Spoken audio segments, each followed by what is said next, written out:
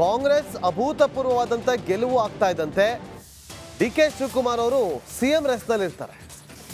ಕೊನೆಗೆ D C ಎಂಗೆ ಸಮಾಧಾನ ಪಟ್ಕೊಳ್ತಾರೆ. 6 ತಿಂಗಳಾಗಿದೆ, ಆಗಲೇ ಕೆಲ ಸಚಿವರು ನಮಗೂ ಡಿ ಸಿ ಎಂ ಸ್ಥಾನ ಕೊಡಿ ಅಂತೇಳಿ 4 ಸ್ಥಾನ ಕೊಡಿ ಅಂತೇಳಿ ಪಟ್ಟು ಹಿಡಿದು ಕೂತಿದ್ದಾರೆ. ಲೋಕಸಭಾ ಚುನಾವಣೆಗೆ ಸಚಿವರು ಸ್ಪರ್ಧೆ ಮಾಡುವಂತೆ ಸುರ್ಜೇವಾಲಾ ಒಂದು ಕಡೆ ಸೂಚನೆ ಕೊಟ್ಟಿದ್ದಾರೆ. ದೆಹಲಿ ನಾಯಕರು ನಿರ್ದೇಶನ ಕೊಟ್ಟರೆ ನೋ ಅಂತ ಹೇಳ್ತಿದ್ದಾರೆ. ನಮಗೆ ಲೋಕಸಭಾ ಸ್ಪರ್ಧೆ ಬಗ್ಗೆ ಒಲವಿಲ್ಲ ಅಂತ ಹೇಳಿದ್ದಾರೆ ನೇರವಾಗಿ. ಟಿಕೆಟ್ ಬಿಟ್ಟು ಡಿ ಸಿ ಎಂ ಬೇಡಿಕೆಯನ್ನು ಇಟ್ಟಿದ್ದಾರೆ. ಸಿದ್ದು ಬಣದ ಸಚಿವರು ಸುರ್ಜೇವಾಲಾ ಅವರು ರಾಜ್ಯ ಕಾಂಗ್ರೆಸ್ನ ಉಸ್ತುವಾರಿ.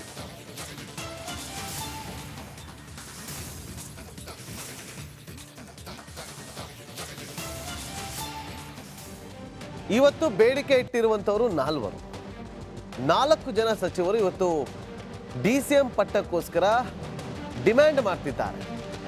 ಆ ಸಚಿವರಿಗೆ ಲೋಕಸಭೆಯಲ್ಲಿ ನಿಲ್ಲಿಸೋದಕ್ಕೆ ಕಾಂಗ್ರೆಸ್ನ ಹೈಕಮಾಂಡ್ ಪ್ಲಾನ್ ಮಾಡ್ತಾ ಇದ್ರೆ, ನೀವು ನಿಂತ್ಕೊಳ್ಳಿ ಲೋಕಸಭಾ ಚುನಾವಣೆಯಲ್ಲಿ ಅಂತ ಹೇಳಿದ್ರೆ, ಇಲ್ಲ ನಾವು ನಿಲ್ಲೋದಿಲ್ಲ, ನಮಗೆ ಡಿ ಸಿ ಎಂ ಸಾಕು, ನಮ್ಮ ಲೋಕಸಭಾ ಮೇಲೆಲ್ಲ ಇಂಟ್ರೆಸ್ಟ್ ಇಲ್ಲ ಅಂತ ನೇರವಾಗಿ ಕಡ್ಡಿ ತುಂಡಾದಂತ ಹೇಳಿದ್ದಾರೆ. ಸುರ್ಜೇವಾಲಾಗೆ ಆಯ್ಕೆ ಬಿಟ್ಟು ಕೊಟ್ಟಿದ್ದಾರೆ ರಾಜ್ಯ ಸಚಿವರು. ಜನವರಿ 11ಕ್ಕೆ ದೆಹಲಿಗೆ ಬರೋದಕ್ಕೆ ರಾಜ್ಯ ಸಚಿವರಿಗೆ ಹೈಕಮಾಂಡ್ ಬುಲಾವ್ ಕೊಟ್ಟಿದೆ. ಯಾಕೆ ಗೊತ್ತಾ? ನೀವು ನಮಗೆ ಡಿ ಸಿ ಎಂ ಸ್ಥಾನ ಕೊಡಿ, ನಿಮಗೆ 20 ಸ್ಥಾನಗಳಲ್ಲಿ ಗೆದ್ಕೊಂಡು ಬರೋದಕ್ಕೆ ನಾವು ಕೆಲಸ ಮಾಡ್ತೀವಿ ಅಂತ ಹೇಳಿದ್ದಾರೆ. ಸೊ ಹೀಗಾಗಿ 28 ಸಚಿವರು ದೆಹಲಿಗೆ ಬರಬೇಕು, ಭಾಗಿಯಾಗಬೇಕು ಅಂತೇಳಿ ಹೈಕಮಾಂಡ್ ಸೂಚನೆ ಕೊಟ್ಟಿದೆ. 11ನೇ ತಾರೀಕು ಎಲ್ಲರೂ ಕೂಡ ಹೊರಡಬೇಕು. ಹೋಗ್ತಾರ ಅನ್ನೋದೇ ಈಗ ಸದ್ಯಕ್ಕೆ ಎದ್ದಿರುವಂಥ ಕುತೂಹಲ. ಈ ವಿಚಾರವಾಗಿ ಮಲ್ಲಿಕಾರ್ಜುನ್ ಖರ್ಗೆ ಅವರು, ಎಐಸಿಸಿ ಅಧ್ಯಕ್ಷರು ಹಾಗೂ ಗೃಹ ಸಚಿವರಾಗಿರುವಂಥ ಡಾಕ್ಟರ್ ಜಿ ಪರಮೇಶ್ವರ್ ಅವರು ಮಾತಾಡಿದ್ದಾರೆ. ನೋಡೋಣ ಬನ್ನಿ. ಅವ್ರಿಗೆ ಕೇಳಿ, ಸಿದ್ದರಾಮಯ್ಯ ಅಥವಾ ಶಿವಕುಮಾರ್ ಬಂದಾಗ ಅವ್ರಿಗೆ ಕೇಳಿದ್ರೆ ನನ್ಗೆ ಗೊತ್ತು. ಅರೆ ಎಐಸಿಸಿ ಅಧ್ಯಕ್ಷಕ್ಕೆ ಬಂದಿರಲ್ಲ, ನನ್ನ ಹತ್ರ ಏನಾರು ಬರ್ತದ, ಬಂದಿಲ್ಲ. ಸುಮ್ಮನೆ ನೋಡಿ, ಇದು ಹೂವಾದ ಮೇಲೆ ಅಥವಾ ಇಂಥ ಎಲೆಕ್ಷನ್ ಟೈಮ್ನಲ್ಲಿ ಇಂಥ ವಿಚಾರಗಳನ್ನು ನಾವು ಪದೇ ತರಬಾರ್ದು. ನಾವೆಲ್ಲ ಮಂತ್ರಿಗಳು ನಮ್ಮನ್ನು ಅವರು ಕರೆದಿದ್ರು. ಯಾತಕ್ಕೆ ಕರೆದಿದ್ರು ಅಂತ ಹೇಳಿದರೆ, ಲೋಕಸಭೆ ಚುನಾವಣೆ ಬರ್ತಾ ಇದೆ, ನೀವೆಲ್ಲ ಸೀನಿಯರ್ಸ್ಗಳಿದ್ದೀರಿ, ಸ್ವಲ್ಪ ಸೀರಿಯಸ್ ಆಗಿ ತೊಗೊಂಡು ಯಾವ ರೀತಿ ಮಾಡಬೇಕು ಅದನ್ನು ಚರ್ಚೆ ಮಾಡೋದಕ್ಕೆ ಕರೆದಿದ್ರು. ಆ ಸಂದರ್ಭದಲ್ಲಿ ಕೆಲವರು ಹೇಳಿದರು, ನೋಡಿ ಇನ್ನೂ ಸ್ಟ್ರೆಂಥನ್ ಮಾಡೋದಕ್ಕೆ ಇದು ಒಂದು ಭಾಗ, ಡಿ ಸಿ ಎಂ ಮಾಡೋದಿದ್ದರೆ ನೀವು ಅನುಕೂಲ ಆಗುತ್ತೆ ಅನ್ನೋ ಅಷ್ಟೇ ಪ್ರಸ್ತಾಪ ಮಾಡಿದರು. ಅದಕ್ಕಾಗಿಯೇ ಏನು ಚರ್ಚೆ ಮಾಡಿಲ್ಲ, ಅದು ಹೈಕಮಾಂಡಿಗೆ ಬಿಟ್ಟಿರ್ತಕ್ಕಂಥದ್ದು. ಅದನ್ನು ನಾವು ಸಲಹೆ ಮಾಡ್ಬೋದು, ಸಲಹೆ ಮಾಡಿದ್ದಾರೆ ಕೆಲವರು, ಅದನ್ನು ಅವ್ರು ತಗೊಳ್ಳೋದು ಬಿಡೋದು ಅವ್ರಿಗೆ ಬಿಟ್ಟಿದ್ದು. ನೋಡಿ, ಡಿ ಸಿ ಎಂ ಬೇಕು ನಮಗೂ, ನಾವು ಓಡಾಡಿದ್ದೀವಿ, ಲೋಕಸಭಾ ಚುನಾವಣೆ ಬರ್ತಾ ಇದೆ, ಓಡಾಡ್ತೀವಿ, 28 ಕ್ಷೇತ್ರಗಳಲ್ಲಿ 20 ಕ್ಷೇತ್ರಗಳನ್ನ ಗೆಲ್ಲಿಸ್ಕೊಂಡು ಬರ್ತೀವಿ ಅಂತೇಳಿ ನೇರವಾಗಿ ಡಿಮ್ಯಾಂಡ್ ಇಟ್ಟಿದ್ದಾರೆ. ಡಿ ಸಿ ಎಂ ಕೊಡಿ, ಲೋಕಸಭಾ ಚುನಾವಣೆಗೂ ಮುನ್ನ ನಮಗೆ ಡಿ ಸಿ ಎಂ ಪಟ್ಟ ಕಟ್ಟಬೇಕು ಅಂತ ಹೇಳಿದ್ದಾರೆ. ಆದರೆ ಇದಕ್ಕೆ D C M D K Shivakumar ಅವರು ಒಪ್ಕೊಳ್ತಾರ? ಖಂಡಿತವಾಗ್ಲೂ ಇಲ್ಲ ಅಂತ ಕೆಲ ರಾಜಕೀಯ ವಿಶ್ಲೇಷಕರು ಹೇಳ್ತಿದ್ದಾರೆ. ಸೊ ನೋಡಿ, ಒಂದು ಕಡೆ ಸಚಿವರು ಡಿ ಸಿ ಎಂ ಪಟ್ಟಕ್ಕೋಸ್ಕರ ಲಾಬಿಯನ್ನು ನಡೆಸ್ತಿದ್ದಾರೆ. 4 M B Patil, doctor G Parameshwar, Satish Jarkiholi, Zameer Ahmed Khan, 4 ಸಮುದಾಯಕ್ಕೆ ನೀವು ಡಿ ಸಿ ಎಂ ಪಟ್ಟ ಕೊಡಿ ಅಂತೇಳಿ. ಸೊ ಇದು ರಾಜ್ಯ ಪಾಲಿಟಿಕ್ಸ್ ಬಗ್ಗೆ ರಿಪಬ್ಲಿಕನ್ದಲ್ಲಿ ಎಕ್ಸ್ಕ್ಲೂಸಿವ್ ಸುದ್ದಿ ಈಗ ನೀವು ನೋಡ್ತಾ ಇರುವಂಥದ್ದು. ನಿನ್ನೆ ಸಚಿವರ ಮೀಟಿಂಗ್ ನಡೆದಿತ್ತು. ಆ ಸಚಿವರ ಮೀಟಿಂಗ್ ಬಳಿಕ ಮತ್ತೊಂದು ಮೀಟಿಂಗ್ ಕೂಡ ಆಗಿದೆ. ಸಿಎಂ ತೆರಳಿದ ಬಳಿಕ ಡಿ ಸಿ ಎಂ ಜೊತೆ 1-to-1 ಮೀಟಿಂಗ್ ಮಾಡಿದ್ದಾರೆ ಸುರ್ಜೇವಾಲಾ ಅವರು. ಸಿಎಂ ಸೇರಿದಂತೆ ಸಚಿವರ ನಡೆಗೆ ಡಿ ಕೆ ಶಿ ಹೈಕಮಾಂಡ್ಗೆ ದೂರು ಕೊಟ್ಟಿದ್ದಾರೆ. ಆ ಮೀಟಿಂಗ್ನಲ್ಲಿ ಖಡಕ್ ಆಗಿ D C M D K Shivakumar ಅವರು ರಿಯಾಕ್ಷನ್ ಕೊಟ್ಟಿದ್ದಾರೆ. ಯಾವುದೇ ಕಾರಣಕ್ಕೂ ಹೆಚ್ಚಾಗಿ ಡಿ ಎಸ್ ಸಿ ಎಂಗಳ ನೇಮಕ ಮಾಡಬಾರ್ದು. ಸಿಎಂ ಮಾತನ್ನು ಕೇಳ್ಕೊಂಡು ನೇಮಕ ಮಾಡಿದ್ರೆ ನಾನು ಹಿಂದೆ ಸರಿತೀನಿ, ನಾನು ಕೆಳಗಿಳಿತೀನಿ ಅಂತ ತಮ್ಮ ಸಂದೇಶವನ್ನ ರವಾನೆ ಮಾಡಿದ್ದಾರಂತೆ D C M D K Shivakumar ಅವರು. ಇದು ರಿಪಬ್ಲಿಕ್ ಕನ್ನಡದ ಪೊಲಿಟಿಕಲ್ ಎಕ್ಸ್ಕ್ಲೂಸಿವ್ ಸ್ಟೋರಿ. ಒಂದು ಕಡೆ ಸಚಿವರು ಪಟ್ಟು ಹಿಡಿದು ಕೂತಿದ್ದಾರೆ ನೋಡಿ. ಜಮೀರ್ ಅಹಮದ್ ಖಾನ್ ಅವರು ಮುಸಲ್ಮಾನ್ ಸಮುದಾಯ, ಎಂ ಬಿ ಪಾಟೀಲ್ ಲಿಂಗಾಯತ ಸಮುದಾಯದ ಪ್ರಬಲ ನಾಯಕನಾಗಿ ಗುರುತಿಸಿಕೊಳ್ತಿದ್ದಾರೆ. ಮತ್ತೊಂದು ಕಡೆ ಡಾಕ್ಟರ್ ಜಿ ಪರಮೇಶ್ವರ್ ಅವರು ದಲಿತ ಸಮುದಾಯದ ಬಲಗೈ. ದಲಿತ ಬಲಗೈ ಸಮುದಾಯದ ಪ್ರಬಲ ನಾಯಕನಾಗಿ ಗುರುತಿಸಿಕೊಳ್ತಿದ್ದಾರೆ. ಮತ್ತೊಂದು ಕಡೆ ಪರಿಶಿಷ್ಟ ಪಂಗಡದ ಸಮುದಾಯದ ಪ್ರಬಲ ನಾಯಕ ಸತೀಶ್ ಜಾರಕಿಹೊಳಿ ಅವರು. 4 ಸಮುದಾಯಕ್ಕೆ ಈ 4 ಜನ ಸಚಿವರಿಗೆ ಸಚಿವ ಸ್ಥಾನ ಕೊಡಿ, ನೀವು ನಮಗೆ DCM ಸ್ಥಾನ ಕೊಡಿ, ನೀವು DCM ಸ್ಥಾನ ಕೊಟ್ಟರೆ DCM ಪಟ್ಟ ಕಟ್ಟಿದ್ರೆ ನಿಮಗೆ ನಮ್ಮ ಸಮುದಾಯದ ಮತಗಳು ಬೀಳುತ್ತೆ ಅಂತೇಳಿ ಹೈಕಮಾಂಡ್ಗೆ ಅವರು ನೇರವಾಗಿ ಹೇಳಿದ್ದಾರೆ. ಇದಂತೆ DCM ಪಟ್ಟಕ್ಕೋಸ್ಕರ ಸಿದ್ದರಾಮಯ್ಯವರ ಸಿದ್ದರಾಮಯ್ಯ ಬಣದಲ್ಲಿ ಗುರುತಿಸಿಕೊಂಡಿರುವಂಥ ಸಚಿವರು ಪಟ್ಟು ಹಿಡಿದು ಕೂತಿದ್ದಾರೆ. ಸೊ ಒಂದು ಕಡೆ ಸಚಿವರಿಗೆ ಹೈಕಮಾಂಡ್ ಹೇಳ್ತಾ ಇದೆ ನೀವು ಲೋಕಸಭಾ ಚುನಾವಣೆಯಲ್ಲಿ ಸ್ಪರ್ಧೆ ಮಾಡಿ ಅಂತೇಳಿ. ಅವ್ರು ಹೇಳ್ತಾರೆ ನಮಗೆ ಲೋಕಸಭಾ ಚುನಾವಣೆ ಮೇಲೆ ಇಂಟ್ರೆಸ್ಟ್ ಇಲ್ಲ, ನಮಗೆ DCM ಪಟ್ಟ ಕಟ್ಟಿ ನಾವು 20 ಕ್ಷೇತ್ರಗಳಲ್ಲಿ ಗೆಲ್ಸ್ಕೊಂಬರ್ತೀವಿ ಅಂತ ಹೇಳ್ತಾರೆ. ಆದರೆ DCM ಸಾಹೇಬರು ಮಾತ್ರ, DK ಶಿವಕುಮಾರ್ ಅವರು ಮಾತ್ರ ನೀವೇನಾದ್ರು ಹೆಚ್ಚುವರಿಯಾಗಿ DCM ಪಟ್ಟ ಕಟ್ಟಿದ್ದಾದ್ರೆ ನಾನು ಹಿಂದೆ ಹೋಗ್ತೀನಿ ಅಂತ ಹೇಳ್ತಿದ್ದಾರೆ. ಸೊ ಒಂದು ರೀತಿಯಲ್ಲಿ ಹೈಕಮಾಂಡ್ಗೆ ಗೊಂದಲದ ಸ್ಥಿತಿ. ಮತ್ತಷ್ಟು ಮಾಹಿತಿಯನ್ನು ಕೊಡೋದಕ್ಕೆ ನನ್ನ ಸಹೋದ್ಯೋಗಿ ಬಸವರಾಜ್ ಲೈವ್ನಲ್ಲಿ ಜಾಯ್ನ್ ಆಗಿದ್ದಾರೆ. ಬಸವರಾಜ್, ಏನಾಗ್ಬೋದು ಈ DCM ಪಟ್ಟದ ವಿಚಾರ? ಕಾಂಗ್ರೆಸ್ ಪಾಳ್ಯದಲ್ಲಿ ಏನೆಲ್ಲ ಬದಲಾವಣೆ ಆಗುತ್ತೆ, ಯಾವೆಲ್ಲ ತಿರುವುಗಳು ಪಡೆದುಕೊಳ್ಳುತ್ತೆ, ಯಾವ ಹಂತಕ್ಕೆ ಹೋಗಿ ತಲುಪಬಹುದು?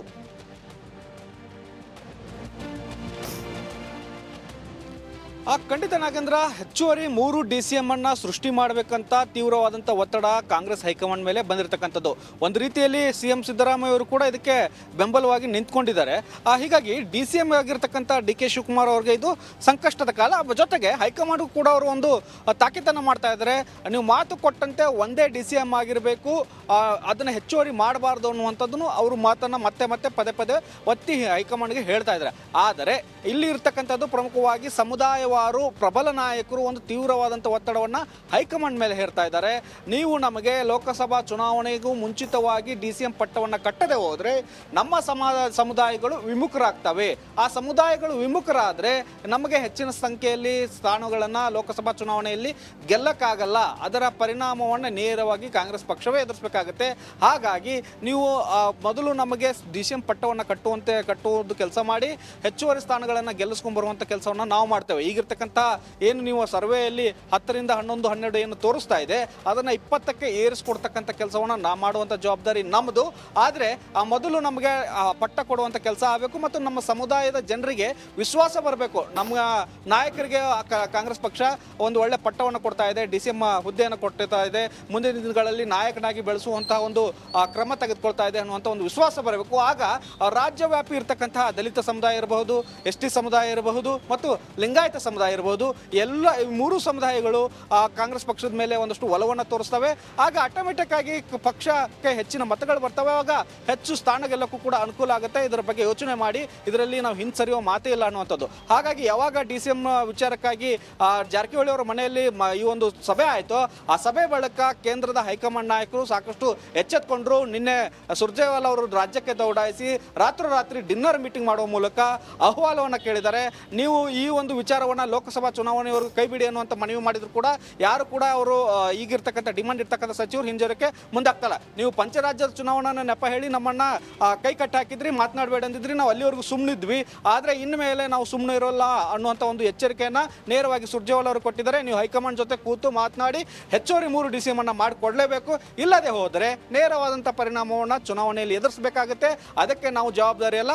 ಜೊತೆಗೆ ನಮ್ಮನ್ನ ನೀವು ಲೋಕಸಭಾ ಚುನಾವಣೆಗೆ ನಿಲ್ಲುವಂತೆ ಫೋರ್ಸ್ ಮಾಡಬೇಡಿ, ನಾವು ಹೇಳಿದವ್ರಿಗೆ ಟಿಕೆಟ್ ಕೊಡಿ, ಮಿಕ್ಕಿದ್ದನ್ನ ನಮಗೆ ಬಿಡಿ, ಹೆಚ್ಚು ಸ್ಥಾನ ಗೆಲ್ಲಿಸ್ಕೊಂಡು ಬರುವಂಥದ್ದು, ನಾವು ಹೇಳಿದಂಥವ್ರನ್ನ ಗೆಲ್ಲಿಸ್ಕೊಂಡು ಬರುವಂಥದ್ರ ಕೆಲಸ ನಾವು ಮಾಡ್ತೇವೆ.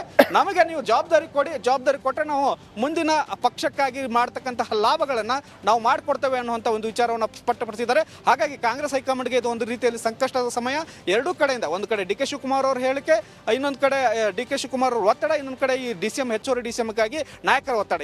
ಈ ಒಂದು ರಣತಂತ್ರವನ್ನು ಈ ಒಂದು ಹಾಕಿರ್ತಕ್ಕಂಥ ಪಟ್ಟನ್ನು ಯಾವ ರೀತಿಯಾಗಿ ಸಡಿಲಿಸಿಕೊಳ್ಳುತ್ತೆ ಅನ್ನುವಂಥದ್ದು ಮತ್ತು ಇದು ಹೈಕಮಾಂಡ್ ನಾಯಕರು ಇದನ್ನು ಎರಡೂ ರೀತಿಯಲ್ಲಿ ಈಗ ಒಂದು ವಿಚಾರ, ಯಾಕಂದ್ರೆ ಚುನಾವಣೆಯಾಗಿ ಸರ್ಕಾರ ಅಧಿಕಾರಕ್ಕೆ ಬಂದು 6 ತಿಂಗಳು ಮಾತ್ರ ಆಗಿದೆ, 6 ತಿಂಗಳು ಕಳೀತಾ ಇದೆ. ಆದರೆ ಒಂದು ವಿಚಾರ, DCM DK ಶಿವಕುಮಾರ್ ಅವರು ತೆಲಂಗಾಣದಲ್ಲಿ ಕಾಂಗ್ರೆಸ್ ಆ ಗೆಲುವು ಸಾಧನೆ ಮಾಡೋದಕ್ಕೆ DCM DK ಶಿವಕುಮಾರ್ ಅವರು ಕೂಡ ಒಂದು ಕಾರಣ ಅನ್ನೋದು ಇಡೀ ರಾಷ್ಟ್ರ ರಾಜಕಾರಣಕ್ಕೆ ಅದು ಪಸರಿಸಿರುವಂಥ ವಿಚಾರ. ವಿಧಾನಸಭಾ ಚುನಾವಣೆಯಲ್ಲೂ ಕೂಡ ಅಭೂತಪೂರ್ವವಾದ ಗೆಲುವು ದಾಖಲು ಮಾಡೋದಕ್ಕೆ ಕಾರಣಕರ್ತರಾದಂಥವ್ರು ಕೂಡ DCM ಆಗಿರುವಂಥ DK ಶಿವಕುಮಾರ್ ಅವರ ಪಾತ್ರ. ಸೊ ಇಂಥ ಸಂದರ್ಭದಲ್ಲಿ ಹೈಕಮಾಂಡ್ ಯಾರ ಮಾತನ್ನ ಕೇಳೋದಕ್ಕೆ ಸಿದ್ಧವಾಗುತ್ತೆ? ಒಂದು DK ಶಿವಕುಮಾರ್ ಅವರ ಮಾತನ್ನ ಕೇಳುತ್ತಾ ಅಥವಾ ಈ ಸಚಿವರ ಮಾತನ್ನ ಕೇಳುತ್ತಾ? ಏನು ಮಾಡ್ಬೋದು? ಹೈಕಮಾಂಡ್ ಮುಂದಿರುವಂತಹ ಒಂದು ಆಪ್ಷನ್ಗಳೇನು?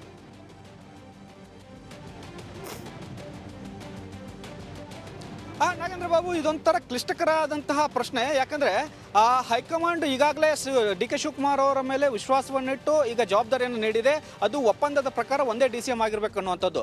ಆಗ ಎಲ್ಲರೂ ಕೂಡ ವಿಧಾನಸಭಾ ಚುನಾವಣೆಯಲ್ಲಿ ಒಗ್ಗಟ್ಟಿನ ಪ್ರದರ್ಶನ ಮಾಡಿ ಚುನಾವಣೆ ಗೆದ್ರು. ಅಧಿಕಾರ ಹಂಚಿಕೆ ಸಂದರ್ಭದಲ್ಲಿ CM ವಿಚಾರವಾಗಿ ಯಾವಾಗ ಜಟಾಪಟಿ ಆರಂಭ ಆಯಿತು, ಈಗ ಒಂದೇ DCM ಆಗಬೇಕು ಅನ್ನುವಂಥದ್ದನ್ನ ತೀರ್ಮಾನ ಮಾಡಿದೆ. ಅದನ್ನ ಮುಂದಿನ ಅಧಿಕಾರ ಹಂಚಿಕೆ ಆಗುವವರೆಗೂ ಕೂಡ ಈ ಒಂದೇ DCM ಇರಬೇಕು ಅನ್ನುವಂಥದ್ದು ತೀರ್ಮಾನ ಆಗಿದೆ ಅನ್ನುವಂಥದ್ದು ಒಂದು ವಿಚಾರ.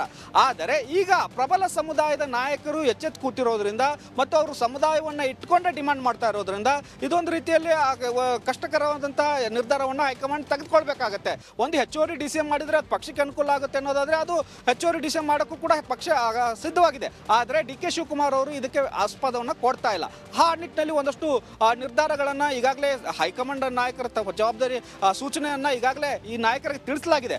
ಆದರೆ ಈ ನಾಯಕರು ಮತ್ತೆ ಕಡಖಂಡಿತವಾಗಿ ಹೇಳ್ತಾ ಇದ್ದಾರೆ, ನೀವು ನಿಮ್ಮ ನಿರ್ಧಾರ ನೀವು ಇದೆ ಅನ್ನೋದಾದ್ರೆ ನಮ್ಮ ನಿರ್ಧಾರವನ್ನು ನಾವು ಮಾಡಬೇಕಾಗುತ್ತೆ ಅನ್ನೋಂಥದ್ದು. ಅಂದ್ರೆ ನಾವು ಪಕ್ಷ ಚುನಾವಣೆ ವಿಚಾರದಲ್ಲಿ ಸೈಲೆಂಟ್ ಆಗ್ತೇವೆ ಅನ್ನುವಂಥ ಒಂದು ನೇರವಾದಂಥ ಎಚ್ಚರಿಕೆಯನ್ನು ಕೊಡ್ತಾ ಇದ್ದಾರೆ. ಹಾಗಾಗಿ ಅಭಿಪ್ರಾಯಗಳ ಎಲ್ಲವೂ ಕೂಡ ಸಂಗ್ರಹಣೆ ಆಗಿದೆ. ನಿನ್ನೆ ಹೆಚ್ಚುವರಿ DCM ಪಟ್ಟಿಡಿದಂಥ ಸಚಿವರದು ಇವತ್ತು CM ಮತ್ತು DCMದು ಅಭಿಪ್ರಾಯ ಸಂಗ್ರಹಣೆ ಆಗಿದೆ. ಬಹುತೇಕ ಇವತ್ತು ಅಥವಾ ನಾಳೆ ದೆಹಲಿಗೆ ಸುರ್ಜೇವಾಲಾ ಅವರು ತೆರಳಿ ಅಲ್ಲಿ ನಾಯಕರ ಜೊತೆ ಮಾತನಾಡ್ತಾರೆ. ಒಂದೆರಡು ದಿನಗಳಲ್ಲಿ ಇದರ ವಿಚಾರವನ್ನು ಬಗೆಹರಿಸ್ತಾ ಹೋದ್ರೆ ಇದು ಮತ್ತೆ ಬೆಳೆದುಕೊಂಡು ಹೋಗಬಹುದು ಅನ್ನೋಂಥ ಒಂದು ಲೆಕ್ಕಾಚಾರಗಳಿದ್ದಾವೆ. ಆ ನಿಟ್ಟಿನಲ್ಲಿ ಒಂದು ಉತ್ತಮವಾದಂಥ ನಿರ್ಧಾರವನ್ನು ಸುರ್ಜೇವಾಲಾ ಮತ್ತು ಸೋನಿಯಾ ಗಾಂಧಿ ಮತ್ತು ಖರ್ಗೆ ಅವರ ಜೊತೆ ಚರ್ಚಿಸಿದ ಬಳಿಕ ರಾಜ್ಯಕ್ಕೆ ಹೆಚ್ಚುವರಿ DCM ಅವಶ್ಯಕತೆ ಇದೆ ಅಥವಾ ಲೋಕಸಭಾ ಚುನಾವಣೆ ಮುಗಿದ ಬಳಿಕ ಅದರ ಪರಿಣಾಮವನ್ನು ಚುನಾವಣೆಯ ರಿಸಲ್ಟ್ ಅನ್ನು ನೋಡಿಕೊಂಡು ನಾವು ತೀರ್ಮಾನ ಮಾಡೋಣ ಅಂತ ಲೆಕ್ಕಾಚಾರಕ್ಕೆ ಬರ್ತಾರೆ ಅನ್ನೋದನ್ನ ಕಾದು ನೋಡಬೇಕಾಗುತ್ತೆ. ನಾಗೇಂದ್ರ ಬಾಬು, ಥ್ಯಾಂಕ್ ಯು ಬಸವರಾಜ್, ನಿಮ್ಮೆಲ್ಲ ಮಾಹಿತಿಗಾಗಿ.